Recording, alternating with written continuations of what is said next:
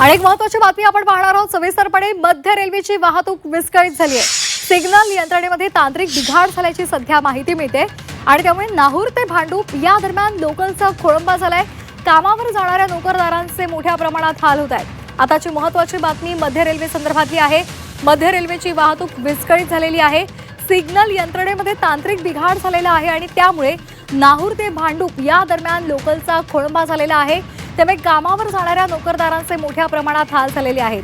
10:30 वाजलेले आहेत आणि 10:30 वाजता मोठ्या प्रमाणावर नोकरदार वर्ग आपापल्या कार्यालयामध्ये जात असतो। मात्र अशा पद्धतीने तांत्रिक बिघाड झाल्यामुळे सध्या मध्य रेल्वेची वाहतूक विस्कळीत झालेली आहे आणि त्यामुळे लवकरात लवकर आता रेल्वे प्रशासनाकडून या संदर्भात पावलं उचललेली आहेत।